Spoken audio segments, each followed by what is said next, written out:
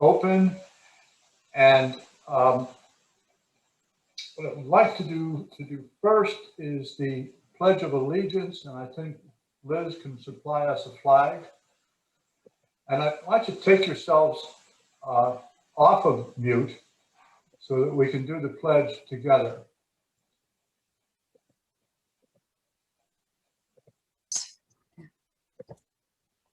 I'm getting there. Okay, there's our agenda. Okay. All right, so everybody has the flag. I pledge allegiance to the flag United States of America, and to the republic for which it stands, one nation under God, indivisible, with liberty and justice for all. Yeah, I like that. It's like I could hear all those voices. That's great. Thank you very much. Oh, that's pretty. Now I'd like to ask our friend Connie Joyner to give us a blessing, please. Let us pray. All wise, our Heavenly Fathers, once again, we'd like to say thank you. Thank you for allowing us to wake up this morning in our right minds. And thank you for all the many blessings that you have bestowed upon us this day. Thank you for protecting us from the coronavirus, Lord. We just say thank you.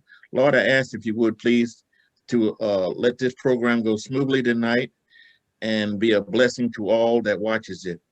And when the program and all is over, Lord, I ask if you would still go with us, send your guardian angels to protect us and watch over us as we sleep and slumber. These are all blessings in Jesus' name. Amen. Amen. Amen. Thank you very much, Donnie. Thank you.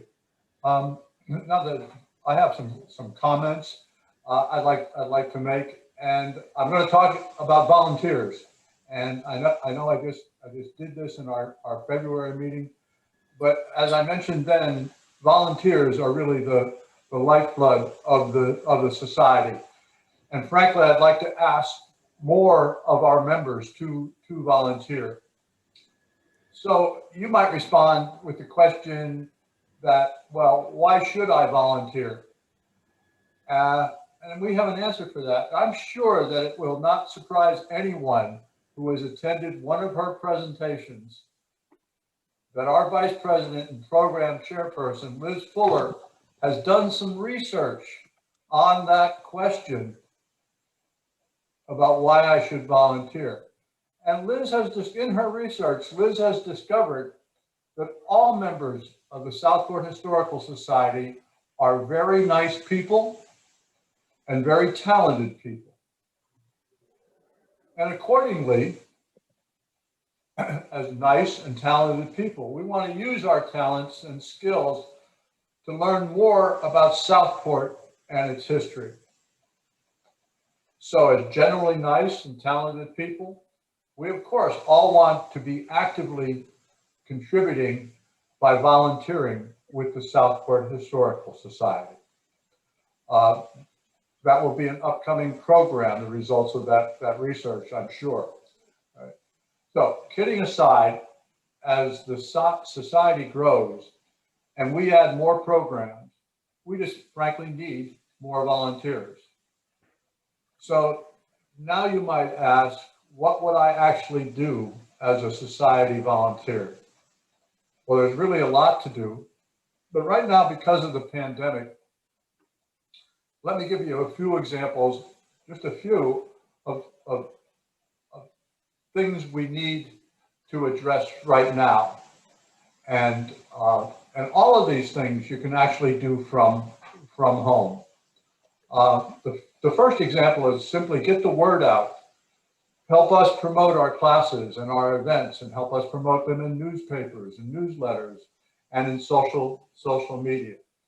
I know a lot of you have attended our virtual events, and one of the ways all members, we can all help, is just by telling our neighbors or our friends, or I know you probably have friends who have interest in Southport. They may not live in Southport, but they'd be interested in our history. Right? And speaking of history, another activity would be to help us capture the history. And what we really need right now We have a good oral history program, but with all of the other things we've been doing, we've not kept up and done as much as we want to do. So you can help us by doing online oral interviews of community members.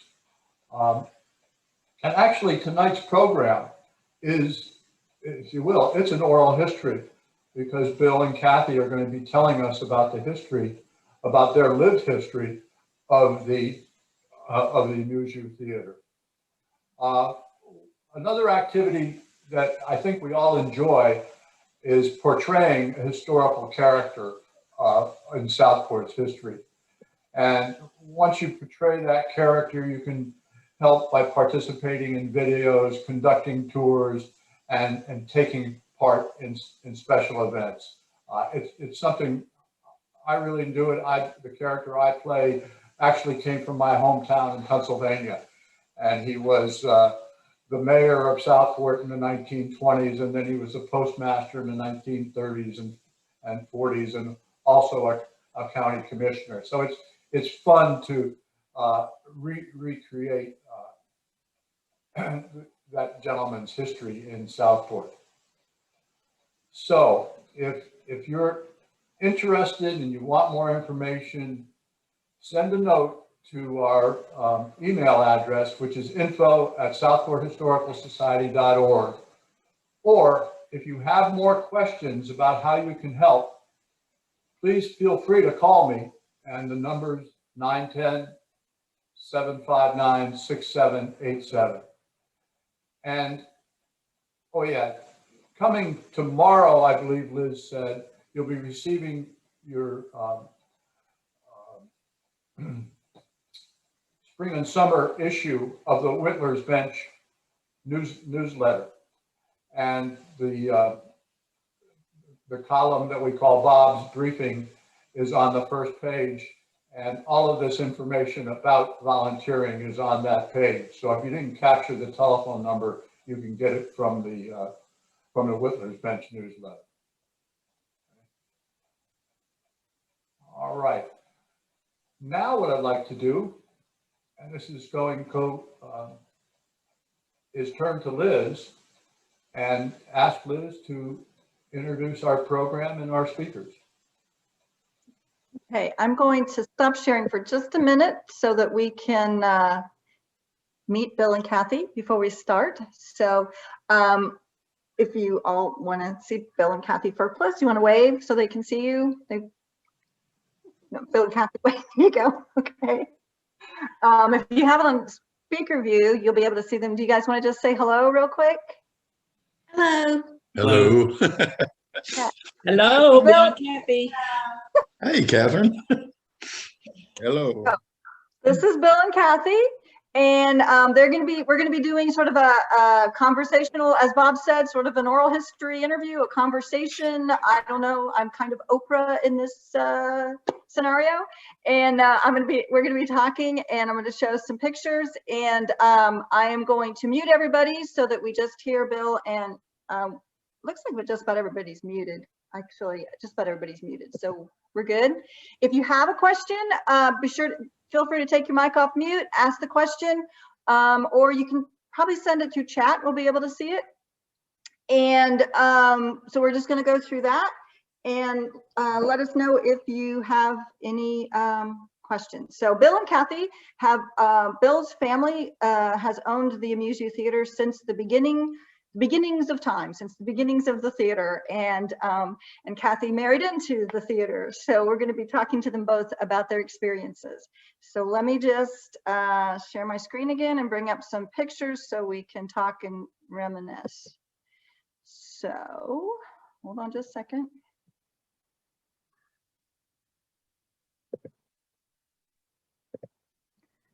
All right.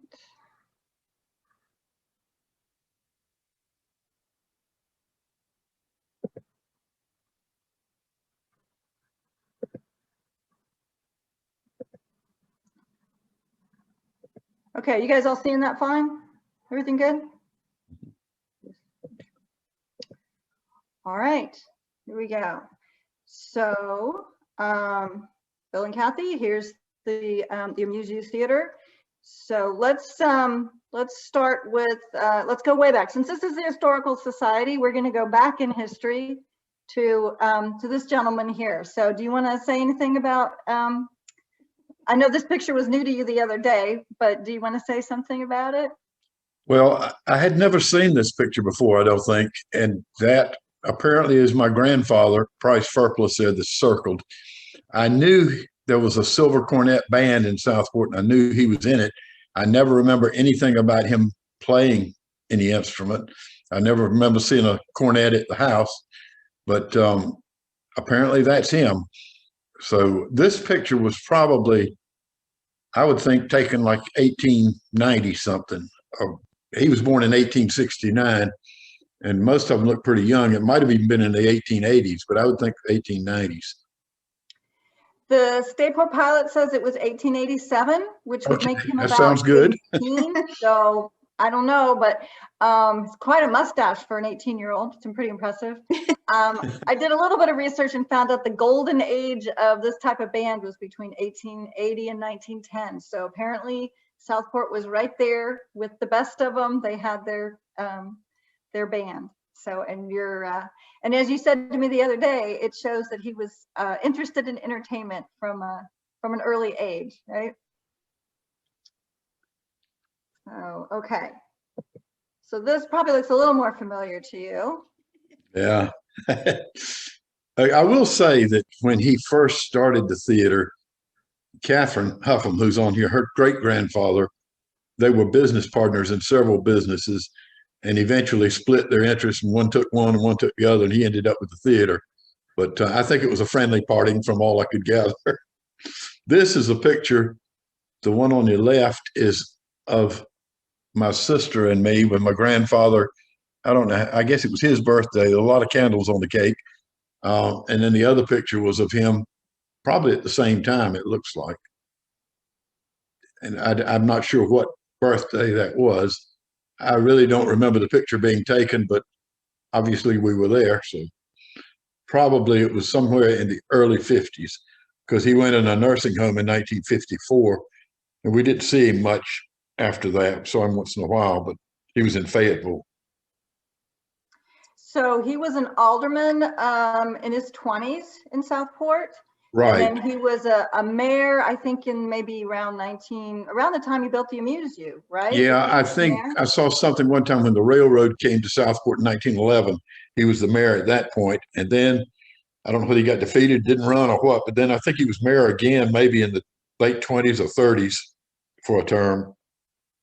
He was a number of things that he built. If you look on Bill Reeves' chronology of Southport, he worked on a courthouse in Columbus County and different things to repair the wall of one of those old homes in Wilmington, and something up in Kinston he was doing. It just popped up on their different things. But He built the theater. Yeah, he built the theater, and he built the house that we used to live in on Caswell Avenue that we recently sold, or a couple of years ago now. I'm sorry, when do you know when he built it? I think the house was supposedly in 1912, is what my father had told me. See, my grandfather, we never had conversations about all that. I was so young by the time he went to the nursing home. But my father was born in April 1912, so he must have started it before. He might have finished it just in time for him to be born there. But he said he was born in the room there at that house. Anyway, he built the theater. The original theater building was where the beauty shop is now, in a small building. And I think you've got a picture of that somewhere that you'll show later on. Do. Yeah, hold that next. So I just wanted to mention, you mentioned to me the other day that that you kind of followed in his footsteps because you were an alderman as well, right? Yeah, Cathy mentioned that. I was an alderman on the Southport board for 2 4-year terms. And I heard enough about barking dogs and electric rates and trash pickup and everything. We'd go in a restaurant, we would get attacked practically. So anyway, I just decided I was 20 something when I got on there. I got on there in 1975 and then again in 79. And in '83, we had gotten married and decided we just, in '83 when the re-election came up, what I meant. We got married in '81, but we were married by the time that it would have been a third term, and I just decided not to run then. That's nice, nice family decision. Okay, let's take a look. Here's the There you go. And if pictures of people's faces are covering up the picture in the corner, you can move the faces on your screen. There's your All right, grandfather. the building on the left was the original theater building. I think it was probably something else. At that point, it looks like it was a pool room. It was a drugstore one time. It was a Western Auto. No, Western Auto was in the other building. There was another building right beside that one. But it was, he sold, I don't know when he sold that, but it's sometime back. But that was where the original theater was. And it was probably just a store building converted to a theater. And then he built a larger building.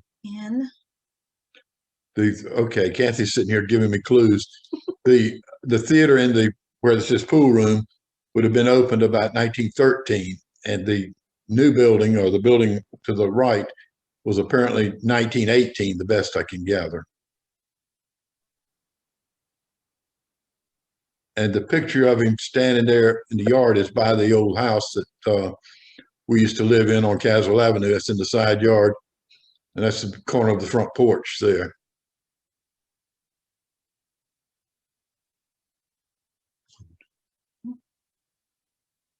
You with me, Liz? Have we frozen? Well, she may be. Hi, this is Bob. Okay. Bill, I have, and Kathy, I had a question. So the smaller building that says pool room, now, was that the original one that he and Charles Gauze built?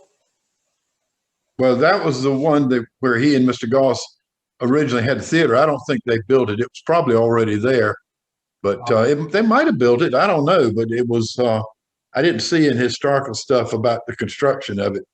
I know it was a number of things after that, but it was pretty small. It was like a 22-foot lot, I think, or something. Yeah, it's interesting. Part of the thought that went in my mind was, well, if they had that building in, say, 1913, whether they built it or whether they bought it or rented it, by 1918, that's quite a, the new structure is quite majestic compared to the. Yeah. The movie business was doing pretty good at that. Yeah, I think they probably, in 1913, they didn't even have regular full-length movies. It was probably just some shorts that were put together, 5 or 10 minute things or something.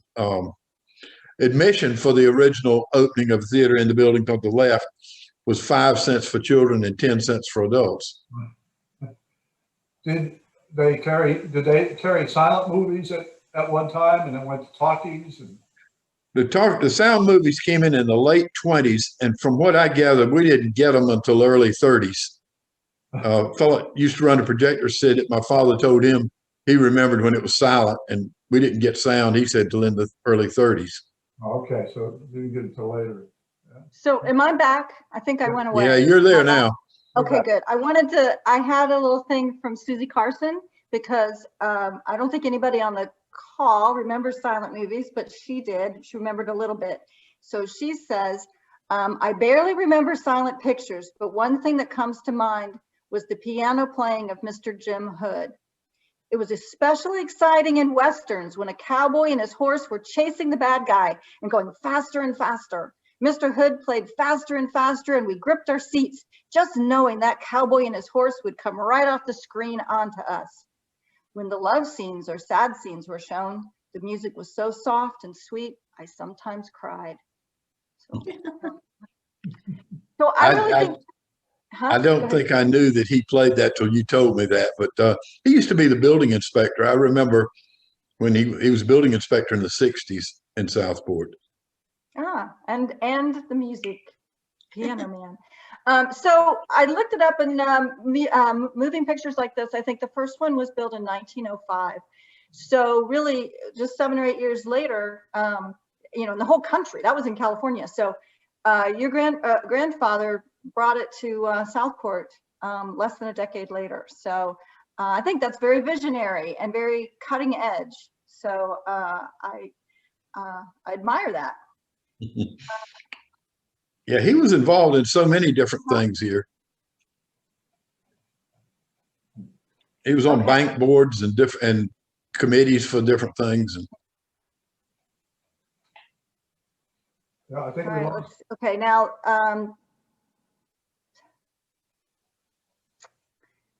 can you guys see this picture? okay, the one on the right is my grandmother, Lily Furpless.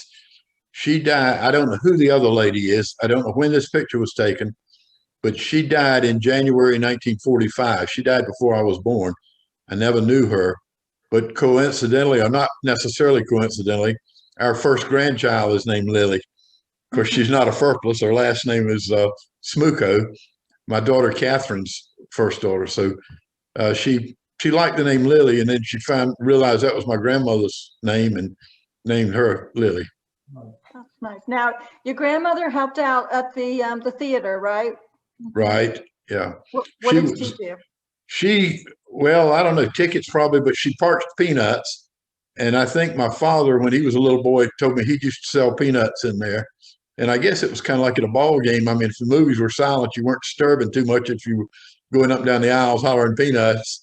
So he would, one thing that everybody always likes is about the bags. She would put the peanuts in the bags, and they said the boys would pop the bags to scare people in there, especially during a scary movie. So she started cutting the sides of the bags so they couldn't blow them up and pop them. And that has been written up on several things about her cutting the peanut bags. My father tried to bring peanuts back in the 50s and got a peanut parcher, and we were fixing them. This old fellow that used to work for us, Josie Galloway, would parch the peanuts, and he tried selling them in there. But you wouldn't believe how disturbing crunching peanut shells are on the floor with a sound movie. So that didn't last too long. Okay. See, those are things you don't think about. All right. And speaking of your father, so there's your father, right? Right. Yes.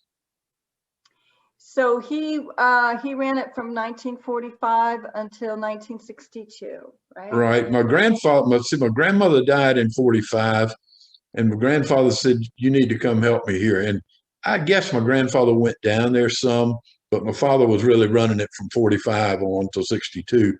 He died at 49 years old of a stroke in 1962.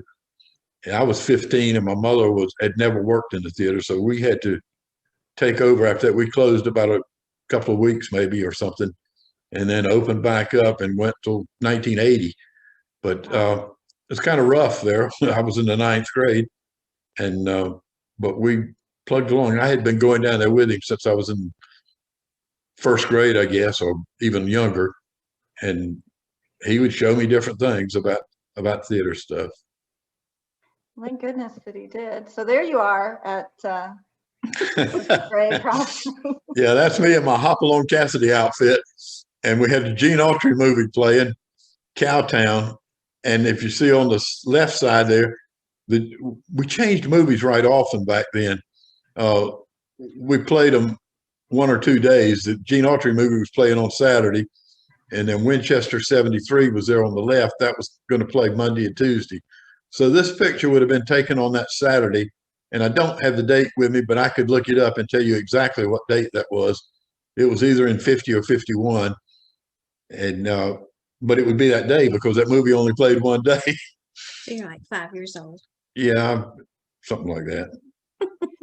So it would play multiple times during the day? Yeah, back then we would run it probably 2 times a night, and the Saturday movie, the Gene Autry movie, probably played 3 times. I think it would start about 6 or 6:30, and those movies were real short. Those Western movies back then were only about an hour long, and then if you had cartoons or preview or something, an hour and a half, you'd be through with it. So the Saturday movies, I can remember when we would run 3 shows on Saturday. Were they back to back or were there gaps? I don't remember. I don't think there was any gap. I think it would just start right back up and go right on. Because I just remember being, when I was a kid, which, you know, that we could go to the movies and then the movie would end. And if you just didn't leave the movie theater, you'd get to see it again. Yeah, that was how it would have been then. Yeah. And it changed 2 or 3 times a week, the movie. Yeah, the movies back at the point when this was, we were not running on Sunday. We didn't run any movies on Sunday till 1954. And I remember my father said he went around and talked to every preacher in town before he did it. And they said, well, I'd rather the kids be in the theater than in a parked car somewhere. So it went over okay. The churches didn't argue, but they used to have evening services at churches. And some might still, but most do not, I don't think now. But anyway, he cut them back out on Sunday after a while, and then we came back to Sunday. Sunday was usually a pretty popular time for movies back then. So, would everybody have seen the movies by the time that it, like you say you only did it for a day or two, and then people, everybody, is that because everybody in town that wanted to see it would have seen it by then? I don't know. I guess so. Okay. We didn't, even later on when I was older, we didn't play a movie over 4 days much, 3 or 4 days. We had to play several movies a week. The Graduate, Walking Tall, The Godfather, maybe Love Story. There were a few that came out in the 60s and 70s. They required us to play a week.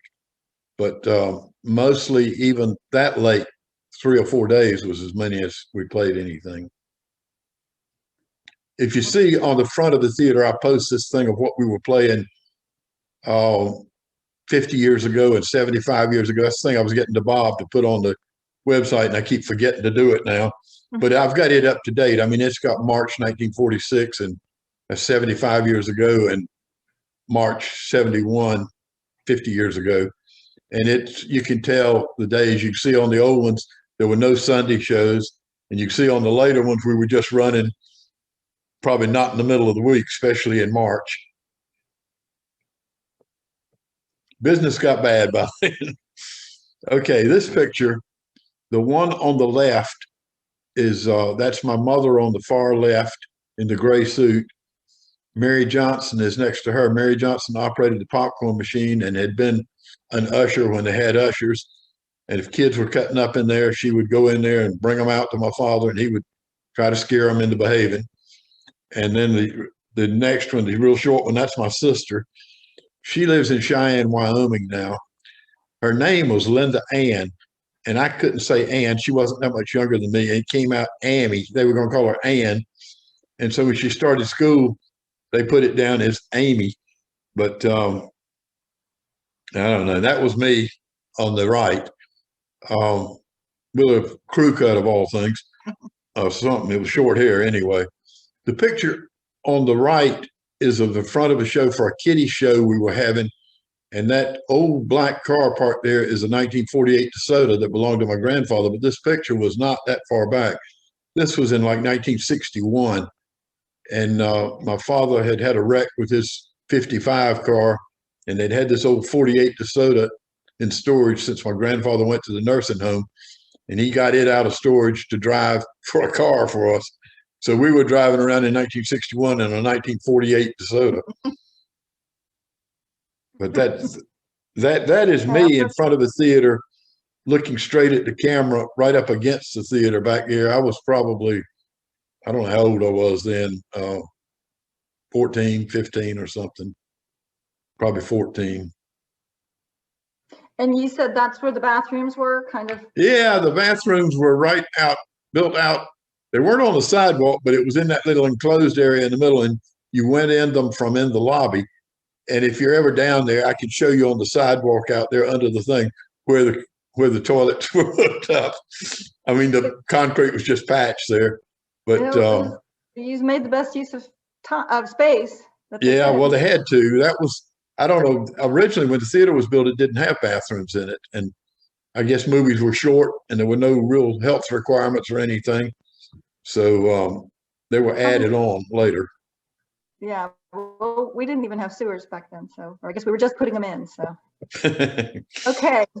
This is my mother, and she did, like I said, did not work in the theater until my father died. and she worked there from 1962 right on up to 1980. She would sign contracts and stuff, and I would fill them out. So, because my father had shown me how to do all that stuff. But she was a go-getter. I mean, she would go down there, she would work. It was all new to her. So, but your father started teaching you jobs from an early age. So what was your first job at the theater? First thing, Cathy loves this. He wanted to get me out of the way, I think. So he told me to sit on the back row. The door didn't have a closer on it when you'd go in from the lobby to the auditorium. The light would shine in. So he would tell me to sit on the back row. If somebody went in and left the door open, to get up and close it. And they only used one door to go in the auditorium. So I would sit there. This was a non-paying job. This made me feel important to have a job at about 6 years old or 7 years old. So I would sit there and get up every time somebody left the door open and close it. It sounds like a very important job. It would be good. It probably was. Automatic door closer would have worked just as well. Well, true, but I like that one. I had a quote from Susie Carson. So one other thing now, I don't know about this job. You can tell me. She says a man told her one time that he had worked at the Amuzu as a water boy. And that when she asked what that meant, he said his job was to stand in the balcony near the projector with a bucket of water in case it caught on fire, in case the film caught on fire. You mentioned that the other day. I had never heard it. I don't really doubt it, though, because the film before early 1950s was this nitrate-based film, and it was very flammable. I mean, then in the early 50s, they made safety film, which wouldn't burst into flames, but would just melt. And you've probably seen a picture of a movie screen when the film would break and you'd see it melt. But back then, it would actually catch on fire. And in 1940, I think it was, we had a fire in there, and it destroyed things there. There are still charred places in the attic from that fire. The projector room had to be rebuilt, and they rearranged it a little bit too, I think. But it was closed for several months in about 1940. But the water boy was probably a good idea. That might have been right after the fire or something. Bill and Liz, I have a couple questions from folks. One's a chat question from Peter Purcell, and you've had this question before, Bill and Cathy. How is the theater named? I have heard they had a contest when they opened it, and somewhere I read they had 2 people named that, came up with that name. I know there were other theaters in the country with that same spelling, same name. I'm not sure. We pronounced it Amuzu, from amuse and you, AMU, like AMUSE and YOU. And people now say Amuzu and Amuzu and all kinds of mess, but it was taken Amuzu. Now, if you look on the internet, there is a proper name spelled AMUZU in Africa, some athlete or something, and I have no idea how they pronounce that, but it might not be Amuzu, it might be Amuzu or Muzu or something. But the pronunciation here was from the words amuse and you. There was one in Winston-Salem named Amuzu. I think it was one in Texas, and I have seen several on the internet just looking back. I don't think there's any in the country still existing with that name, though, except that one. And if COVID doesn't get away, we won't be existing. Okay, and then we have a question from Frank Newton. He's on Facebook, and he's asking, during World War II, did the theater show government-sponsored war information movies? I don't know. I know theaters, I think, sold war bonds or something. I know we played military movies all the time because somebody called me the other day about Spirit of the Marines, I think was the name of it. It was playing, I think that was the name of it. I've forgotten now. I was just looking it up for him in March of 1946, and the man's grandfather was in it as a little boy, and he wanted me to get some information on it for him. But I think it was Spirit of the Marines. But anyway, it had John Garfield was the star of it. And I don't know about I'm sure they probably did some things raising funds for war drives or something one way or the other, because I know they did hospital money raising things and different things throughout the years. Okay. But All that right. was slightly before my time too. Not much, but just a little bit. A little bit. Okay, I have a couple more. We're going to hold those for a little while. You want to continue, Liz? Okay, we've done this slide, haven't we? Okay, we jumped on up here. Liz, you ready to go to that? Yes, I am Okay. sorry that I lost my internet there. I don't know why. Okay. Yeah, did you have anything else you wanted to say before the movie theater, you kept it going all through your 20s for about 18 years after your father passed away? Right. From he died in 1962. We ran it up to 1980. Sometimes people will say, what was the last movie you played in there? And the very last movie that we ran before we closed was Close Encounters of the Third Kind. It had come out in 1977, and then they re-released it in 1980 and added some scenes at the end of it. And it was the re-release when we ran in October 1980 was the last movie. It didn't do a bit of business. We had it scheduled for 3 days, and I think we only ran it 2 days. I mean, business was terrible by then.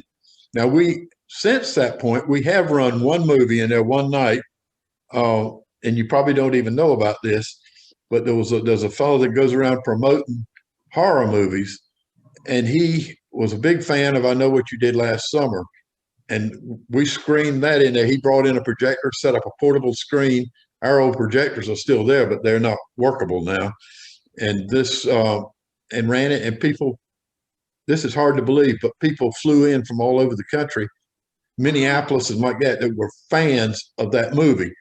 And some of them were dressed up in costumes of the characters in the movie. There was one big guy with a blonde wig and a green dress, dressed like the girl that played Buffy on TV that was in the beauty pageant. And it was really a fun, weird time. And that is probably the most popular movie that was filmed there. The 3 movies you see on the screen right now are all 3 movies that were filmed using the theater. Crimes of the Heart, 1986, was only one scene in it. And it was Jessica Lange was coming back in town. Sissy Spacek had shot her husband. They had her in jail at the old jail around there by the cemetery. And she was, the bus was coming in town, and it showed the theater in the background. And it was supposedly an old closed theater. It had for sale Ole Miss Realty. It was supposed to be in Mississippi. And that was just a brief scene in Crimes of the Heart. And I Know What You Did Last Summer, there were several scenes. The beauty pageant there were 2 beauty pageants in it. The one when the girl became the queen, and then when she gave up her crown a year later, both of those were in it. And the killing of Ryan Felipe in the balcony was in it. So that was happening during the second beauty pageant. So that was in The Secret Life of Bees. A lot of people didn't see that. That was the last one they filmed there. The only ones of the stars that I met I didn't meet the stars on the others anyway. Met Dakota Fanning. She was a nice little girl. Tristan Wilde was a little boy that was in it. Queen Latifah and the other ladies did not come to Southport. Most of this movie was shot in Pender County, but they had the scene in Southport using the theater. And I don't even think the theater was in the book. I think they added that because they saw an old theater here and they were movie makers, but they were delivering honey. These 3 ladies raised honey, and Dakota Fanning went to live with them. She and Jennifer Hudson sort of took care of her, and their father was real abusive. So it was an interesting movie, but enough people did not see that movie. I don't think it was not real well known. I think we have a picture from the I Know What You Did Last Summer coming up. There we go. How's that? Okay. This was the beauty pageant. That's inside the theater. The stage was a little different. That was the original size of the stage. For shows we've been doing recently, the stage comes out further than that. But right now we've got it blocked off where the proscenium is because we were getting ready to work on the back of the building, and the COVID thing came along, stopped us from doing shows. And I just told the builder, let's hold off till this gets over, because I don't know how long this is going to last. And it was going to cost a bunch of money, and we would have no income. And sure enough, we had no income except for a grant we got and selling a few CDs for the whole year of 2020. But the walls there are the walls in the theater that, I mean, the way they look now, the stage, the steps came down in the middle there, but what you see where that person is standing there with a camera or something, the stage actually comes out at least that far now. Okay, then I think this is the same movie, right? Just Yeah, this is the same movie, and they had that float with a seashell or something on it there. That they used it around in parades for a while after that. That was in front of the theater. One quick thing, when they were filming that movie, I was so excited to see people going in the theater because it had been so long since we'd had anything like that. And I was standing across the street with a video camera filming it. And they came over and said, "Sir, we'll have to ask you to stop doing that." I said, "Well, it's my building." He said, "Oh, excuse me. And I don't know whether they thought I was going to sell it to Entertainment Tonight or what was going to go, but I was just wanting to film it because it was people going in the theater for the first time in years. Oh, that's so sweet. I love that. Okay. Oh, speaking of your CDs. Okay. And I just happen to have a few of these right here. I've got a few right here. I've got a few hundred more. This we made as a fundraiser last year of Christmas music. We used all public domain songs so we wouldn't have to get into copyright problems. And we had our cast members come in. We spaced them and masked them and everything else. We ended up finishing up around at the church with it because they had better sound system for recording that. We recorded in tracks rather than just like a concert to make it more professional. And we've got a lot of those left. If anybody's interested, we were selling them for $20, and then if we had to mail it, it was $5 for shipping and handling. But the people that were on it had all been in our shows. Some of them had not been in one for a while. They came back to do the CD. And hopefully they'll be back if we can ever run live shows again. But it has everything from our little 5-year-old granddaughter singing Silent Night on up to classicals like Jesu, Bambino, and mostly Christmas carols that are old, but it's all music before 1925, which is when the copyright system began. But it's a great CD, and it's an eclectic blend of all types of sounds. Now, we did kind of skip over one era in your theater history. You were doing, for a while, you were doing live shows, right? Right. We started doing live shows in 2005. One of Cathy's former students, Britton Campbell, she taught her in middle school. She went off to college, came back, had a theater major. And I talked to her about doing something in there. We agreed. She did the musical of Jekyll and Hyde in February of 2005. And believe it or not, it went over very well. And so then she wanted to keep on doing them. So she ended up doing about 20 plays in there between 2005 and 2010. Cathy was playing the piano in all of them but one. She got sick on one of them and couldn't play it. But that group just kind of fizzled out. I wish they hadn't really, but I've talked to Britton some since then, but right now she's got a regular job somewhere, and I don't know. Well, we can't do anything right now. I would love to be able to do some stuff like that again. We would want to keep on doing the kinds of shows we've been doing if we can ever get back in there, or not get back in there. I go in there almost every day. I haven't been in there today, but I go in there a lot. But okay, there's a picture of Cathy, and she can talk to you about these shows. Well, since then we've done variety music shows, and basically 3 shows a year. We have our big rock and roll show in August and September, which is just a collection of music from the 50s and 60s, and it always sells out. We usually run it for 3 weeks, and everybody loves that show. That's our big show, and we've been doing that 10 years. We started the first one we did in 2010, and then we didn't get to do 2020 or 21. It doesn't look like. And then we do a Christmas show every year. We did a Christmas show every year. And it, again, is the first act we do secular music, have fun with the popular kind of music you can dance to. And then in the second act, we go to church and we do the sacred music. We always end with Holy Night and a gospel send them out musical. It's a great show. It's a wonderful way to celebrate the holidays. It puts everybody in the spirit of Christmas, and that's probably my favorite show. And in the spring, we change it up every year and we do something different. We've done movie music, we've done Broadway, we've done music by the sea, we've done just a little bit of everything. And when we closed down last March, we were 2 weeks away from opening our spring show, which was going to be a collection of different cast members' selections that they would like to do. And we're going to call it Singers Carousel. It was all ready to go. The set is still there, and it's just very sad when you walk in and nothing's going on. But that's basically what we've been doing for the past 10 or so years. So there's another picture from the inside. That was the Christmas show. That was our last Christmas show set. That's beautiful. And you can see the stage goes out further, right?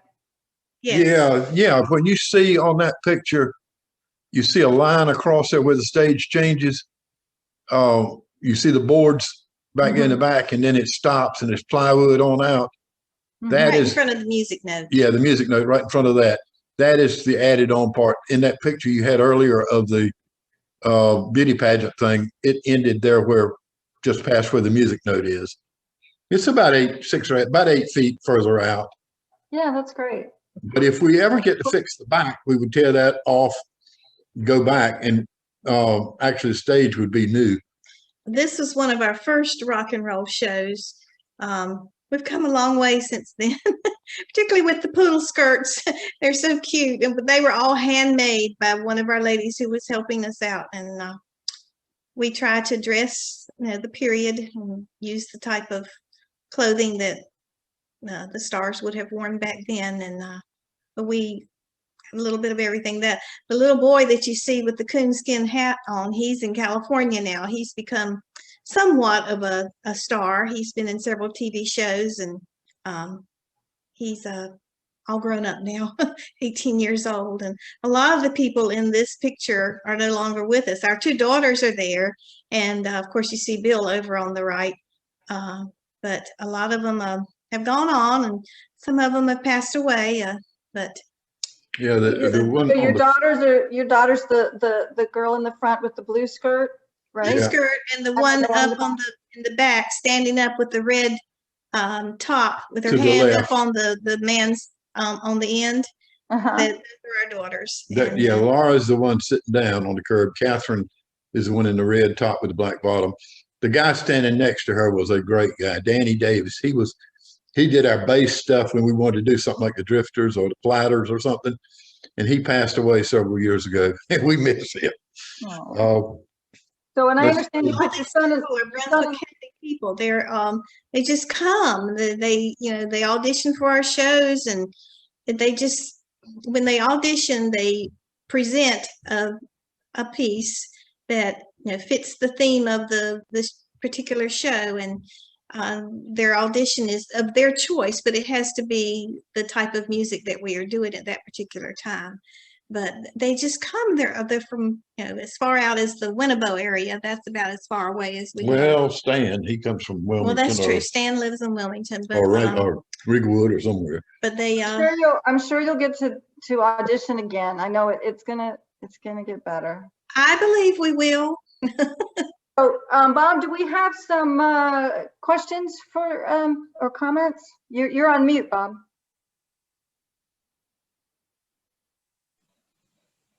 Yeah, okay. First, a couple comments on the Facebook side. Susan Holt says, thanks for sharing the history of the Amuzu. I've lived here since 1970 and enjoyed so many movies there. And then she also says, I loved going there as a kid and a teen. Donna Hinson Fields says, best memories ever there. Best memories ever there. let's see. And then on chats, C. Phillips asks, how were the movies ordered and how long did they get played? Well, my father used to book movies. Traveling film salesman would come down and meet with him. And I loved to be there when the film salesman was there because they knew all about the new movies that were coming out. And that was where I learned some about booking the movies. But when he died, and I was in the 9th grade, and I wasn't doing too great that year anyway, my mother decided that was too much for me to try to book the movies, deal with salesmen at 15 years old. And so she hired a booking agent in Charlotte. His name was Clay Jessup, and he would book the movies for us. We started getting movies newer than we had been getting them. But I mean, it cost us more, we had to pay him. But we usually, at that point, 2 and 3 days was what we were playing movies in the 60s or in 62. And later on, 3 and 4 days. But what was the rest of that question? Another one, Mr. Phillips asked, did you do live show? Were there live shows in the early days of the theater? Yeah, but not many. I've seen something on Bill Reeves' Chronology of Southport about a show with the ladies of the Southport Baptist Church in there, like, I don't know, it was 1918 or something. And I know they had some horror show things where they would travel around, had monsters or ghosts or something, and it was live because they got the cues messed up. My father turned the lights on, said the man was standing there with his ghost on the end of something like a fishing pole hanging out over the audience, and he wasn't supposed to show that. They turned the lights on at the wrong time. And I don't know. I could mention one that's probably embarrassing. Donnie, you still there? I found a ticket one time of a minstrel show they had in there back about 1918 or 20 or somewhere, or early 20s. I don't remember when it was, but minstrel shows were popular way back. That was the only one I know of that did in there, because I can't imagine how they could have had enough business here for somebody to travel from very far to come do one like that. A couple of questions. I know, let me think, some more live shows. There was this lady, Cora Davis, had a men's choral group here one time, and I know they had them in there perform. That was probably in the 50s on stage live. And then after he died, not long after, we had a country music movie coming, and there was a TV show called The Country Cousins, and I got them to come perform in there. And during the rock and roll time, my father got T-Bo Rogers and David Ray Garrish and Lola Mae Gore to perform in there on a live show with a movie. But mostly it was just movies, except for those few live things that I was aware of. Okay. Up until we started doing the live shows in 2005. All right, here's a question for you, Bill. Pat Gordon wants to know, can you buy the CD and pick it up somewhere? I've got them right here. All right, I tell you what, I use my cell number for the theater too, 910-523-2552. I don't have them on sale anywhere right now, but I can meet her at the theater. They've got the road all torn up down there right now, but or I can, if she's not here, I can mail it to her. She can call me on that number or email me at furpless@yahoo.com, and we can get together. That might be the easiest thing. FURPLESS@yahoo.com, and I can call her back. We can figure out where to meet or how to do it. But they're $20. If we have to mail them, the post office it's about $5. With the envelopes we had to buy, the padded envelopes, put them in, and then the postage on it. So we have plenty of those. We will have, if we're able to do a Christmas show this coming year, we will have Christmas CDs on sale. All right. Okay. Another question. C. Phillips asked, what stops you from using the facility more? And the ADA regulations, or I know, of course, you talked about the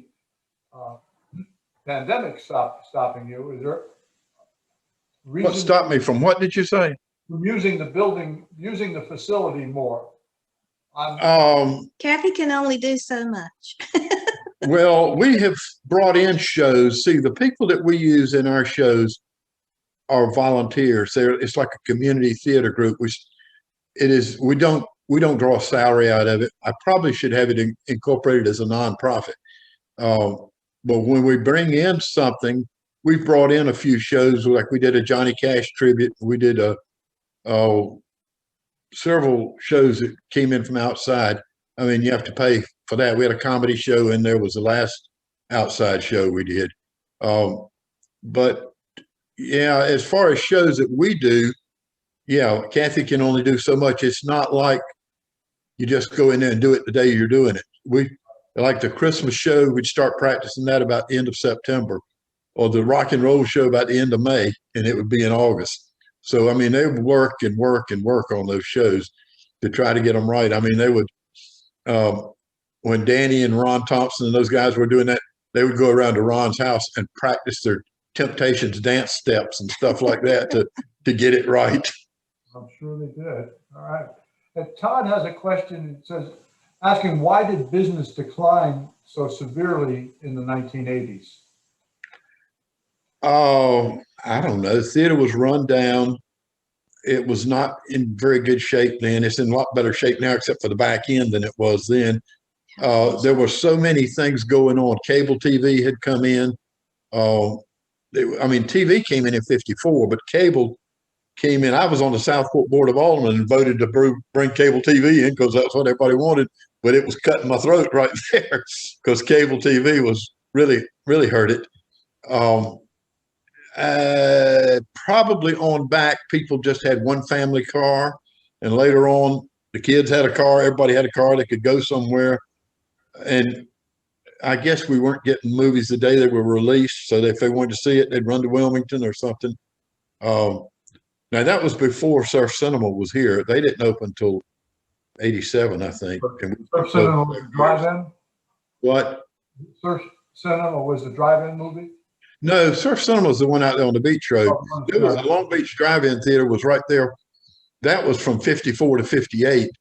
Right where Lowe's, where Lowe's Food just moved from, their old location, where that shopping center is, there was a drive-in theater there. And the screen kept getting knocked down by hurricanes. I think it got knocked down about 3 times by hurricanes, beginning with Hurricane Hazel, and then I don't know which ones, but Diane or Connie or something, and Helene. Most of you don't remember that, or probably, I don't know, Donnie, were you, I don't know whether you were around then or I guess you were, but. Bob, you got any more questions? I got 3 or 4 from Facebook. So you want to hold them or you want to? No, I think we should. All right. Will Hutchinson says that Ella says hi to Grandma and Grandpa. Okay, they're watching it. They didn't get the code to get in, so I guess they got on Facebook. Will is our son-in-law. He's married to Laura, the daughter that was sitting on the curb. And they have a 10-month-old who's just precious, and she's watching. And So everybody say hello to Ella. yeah, he has a daughter by a previous marriage, Peyton, and she's around here with our girls a lot. So when we've got her around here, we've got 4 of them. So they've got Peyton and then Emma. I'll get the names mixed up. Ella, I have said Emma. Ella, and then Catherine has Lily and Olivia. So I get the names tangled up sometimes. But so Laura says that Ellie also says that Ella says hi to Grandma and Granddaddy. Okay. Yeah, Ella likes, when I'm holding her, she likes to pull at my buttons on my shirt or my beard, one or the other. She loves Granddaddy. And Bobby Murray Franco says, I mean to buy the CD. And I saw another message about the same thing about the CD. You want to give give your email again? Yeah, I sure will, because we had them on sale for a while at Ricky Evans and Color Me Carolina, who sell tickets for us. But it was, you know, they weren't selling after Christmas, but it's all Christmas songs. There are what, 15 on it? Mhm. And okay, the email would probably be the best way to contact me, but you can try to phone. If I don't answer, leave a message. But the email is furpless@yahoo.com. And it's got to be spelled right. FURPLESS.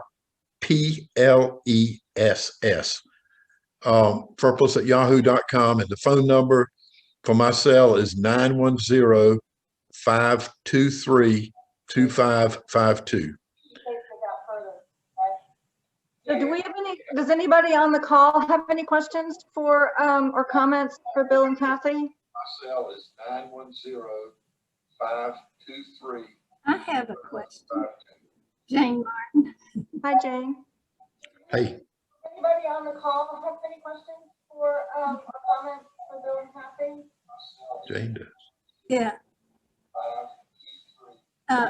Bill, my question is, when I was in elementary school, I'm old, but we would go on Saturday mornings to the cowboy shoot 'em up buying movies, we called them. And they would always have a serial of about 10 minutes. And somebody would be in danger. And you had to come back the next week to see how they got saved. Did you ever have any of the serials? Yeah, but I mean, they quit making them probably in the 50s. I guess they ran a lot of them probably on back, but we booked some of them. We used to do a kiddie show in the summer, and we would book a serial to play with that. And it was usually a cowboy movie. I mean, a cowboy thing, something like Jesse James or something. I don't know. And Long Cassidy. yeah, well, I don't know whether he was in serials or not, but he was in plenty of little movies. I lost my thought there. We did have serials though. I know my father booked some back in the 50s just to try them out. They were old then. I mean, they'd quit making them, but they were Panther Girl of the Congo or something like that, you know. I loved them. But they would always end and you'd see them getting killed or something, you know. And then the next week it would come back and they got out just in time. Yeah. But before that ended, they'd be in trouble for the next week also. Yeah, right. It would go that way. Bill, Todd wants to know what the seating capacity of the theater is. Oh boy, it's not real great right now. We've had 112 in there when we were doing the shows, and then we were doing the work on the back. So we moved the band or orchestra, whatever you want to call it, down on the floor for the spring show we never got to do. So it was going to be about 105. We took out the front row and increased it just a little bit on one of the other rows, I think. But it was going to be about 105, which would have been okay. But we just can't operate it. Well, I think they're going up to 50% capacity tomorrow, which would still only put us at about 50 people. We need to get back to be able to do full capacity or pretty close to it to even break even. And we will. Yeah, just we all get shots and get this virus behind us and get back in there. Any other questions for Bill and Kathy?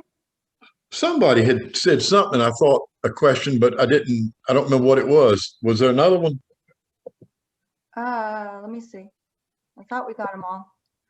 Pat Gordon said, great history. We've enjoyed all the concerts at the theater. Okay. Yeah, we've had the concerts are, not our regular people, but unless they're calling our shows concerts, but we brought in bands to do concerts. I think they were also talking about the shows that you do. But we had a comedy show in there back in the fall, which went over very well. And we were planning to have them back in June and didn't get to do that. And we were going to do that spring show, and then we would have had a rock and roll show in the summer. So we would have a few shows other than the 3 that we were doing per year. And sometimes, concert shows. I just have a couple more from Facebook. Frank Newton says, great program to everybody involved. Enjoyed it very much. Let's hope we get back to a somewhat normal life soon. I hope so too. Amen to that. And Mark Sutherland says, hello, Bill, and hello, Kathy. Mark worked there. His brother Dale was a very good friend of mine. and Dale worked there too at different times. So they were a good family. They were right up the street from us. Okay. And Mary Ellen Watts Poole, she's doing a little advertising for you. So she put on your Furpless@yahoo.com email to buy a CD. So Mary Ellen's. Oh, Mary Ellen. Okay. Mary Ellen used to teach our children Sunday school. Our children, not our grandchildren. Aw. All right. Anything else? Charles Drew. There was a movie board when I was a kid near Oliver's Grill. Is he right? He's right. It was there was Oliver's Grill, and then there was a little side room that Oliver had used as a storage room with a door on the front that was always locked. And my father got him to let him put a poster up there of what was playing. We'd change it every time the movie changed, just like at the theater. And he let his children in free. So Sandy and Cookie got in free to the movies. Ed never did come, I don't think. Nice. Yeah, and Bill, I want to start, we got to figure out a way that we can get the movies that played 50 years ago and 70. Yeah, I could send you one I'm not that great on the computer. I've got them typed up. I just need to get them to you. Are you back in your office now or what? Not yet, but.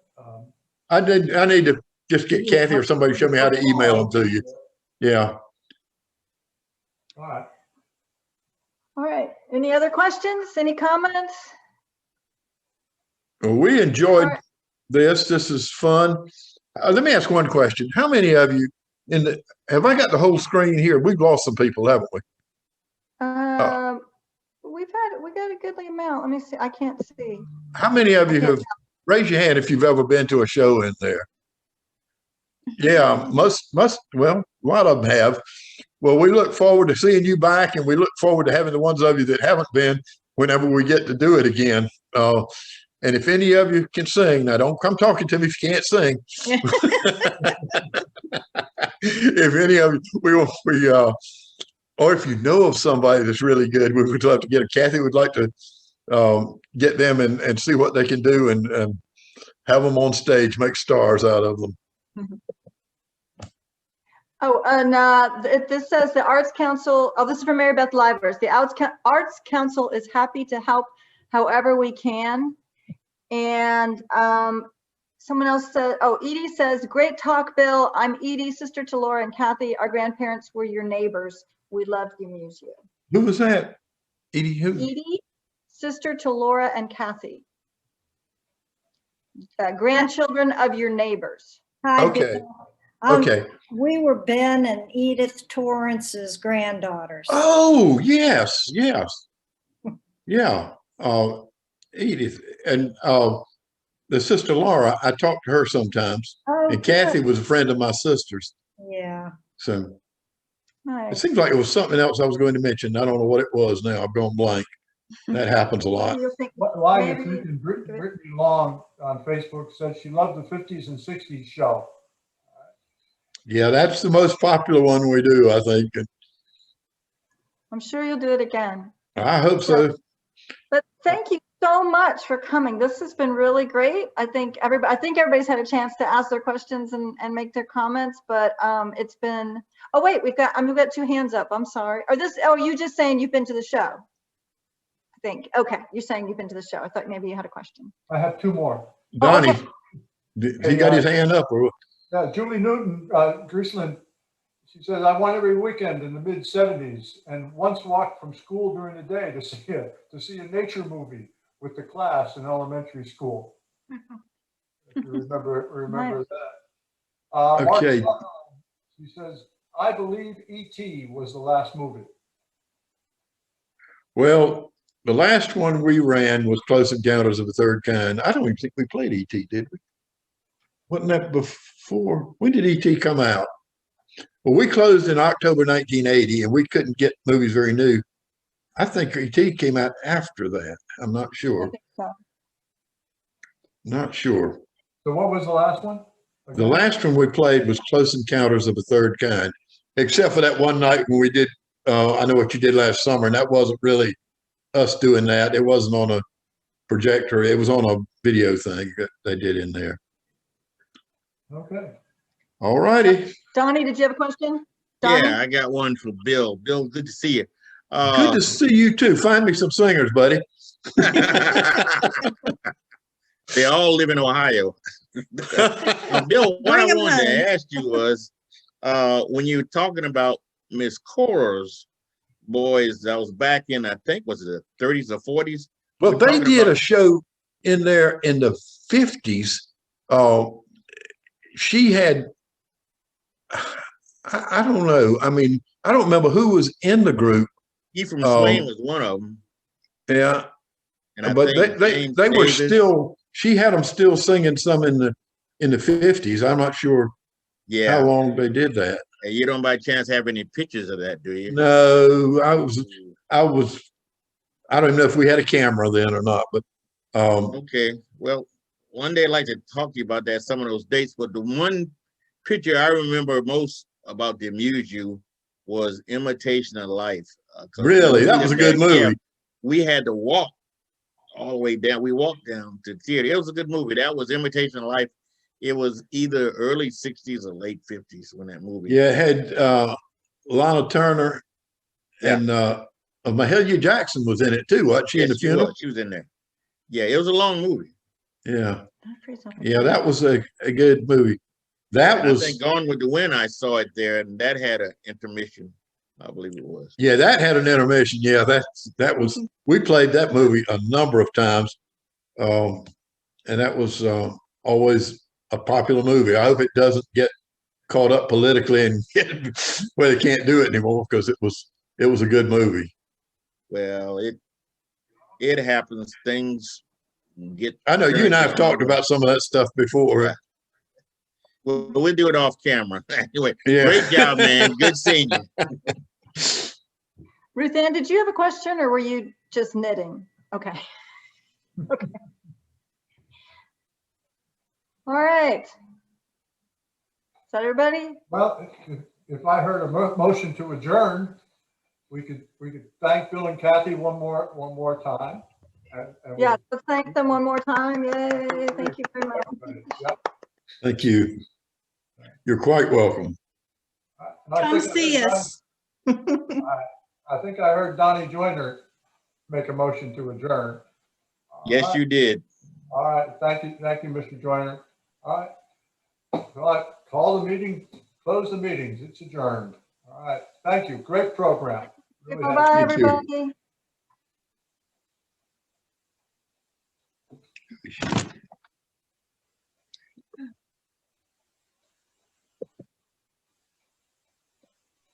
Okay, what do we do?